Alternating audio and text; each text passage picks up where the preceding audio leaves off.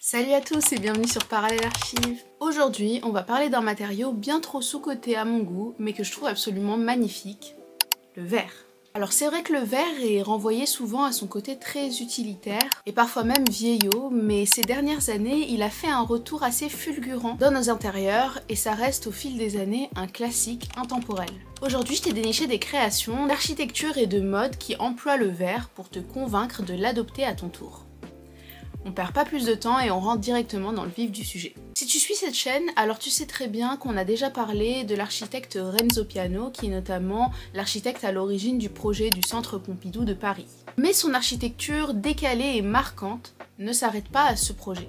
En effet, en 1998, le groupe français Hermès a choisi le quartier dense de Ginza à Tokyo pour y installer son siège principal en Asie, inaugurée en 2001. La maison Hermès de Tokyo est donc dessinée par l'architecte Renzo Piano. C'est un bâtiment absolument monumental puisqu'il possède une superficie de 6000 m² et pas moins de 11 étages. Sa particularité se remarque immédiatement puisque le bâtiment est fabriqué dans sa totalité à partir de briques de verre.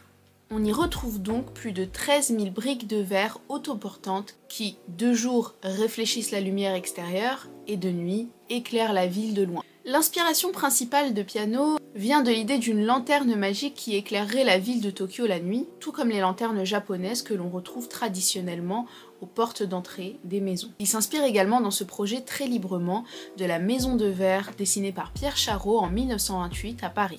Cet entre-deux d'inspiration culturelle à mi-chemin entre la France et le Japon est l'essence même de ce projet. D'ailleurs, pour la petite anecdote, la maison Hermès de Tokyo est très souvent appelée la lanterne magique pour son architecture de briques de verre. La problématique principale dans la conception de ce bâtiment, c'est de partir de cette idée de création d'un bâtiment à partir de briques de verre, donc avec une esthétique assez unique, assez intemporelle, tout en proposant une solution architecturale innovante et un système antisismique fiable. Ce système antisismique s'inspire des temples traditionnels shintoïstes, organisés autour d'un grand mât central auquel sont suspendus des dalles, ce qui rend ces bâtiments résistants aux fréquents tremblements de terre qui affectent la région. C'est donc un bâtiment empreint de poésie, d'esthétisme et d'innovation technologique, ce qui résume assez bien la jonction entre le travail de Renzo Piano et ce que propose la maison Hermès. Côté mode, le verre a également été apprécié sur les défilés ces dernières années. Le sac Swipe de la maison Coperni a d'ailleurs beaucoup fait parler à ce titre.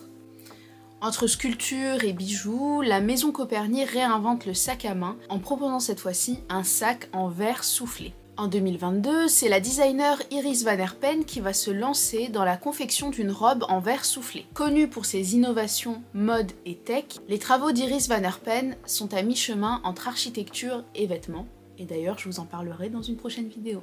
Pour sa Dimensionism Dress, Iris Van Herpen s'associe au verrier Bernd Weinmeier et le processus de soufflage et de confection de cette robe a d'ailleurs été filmé dans une vidéo assez cinématique dont je vais vous passer quelques extraits. Et si vous souhaitez en voir plus, je vous mettrai le lien de la vidéo entière dans ma bio. Le résultat de cette robe est donc assez spectaculaire. On retrouve une robe à la fois rigide et en même temps qui témoigne d'une certaine fragilité. Et à propos de ce contraste, Iris Van Herpen dira notamment « Je voulais montrer le caractère insaisissable de l'eau. Il est toujours surréaliste de réaliser qu'une grande partie de notre corps est constituée d'eau.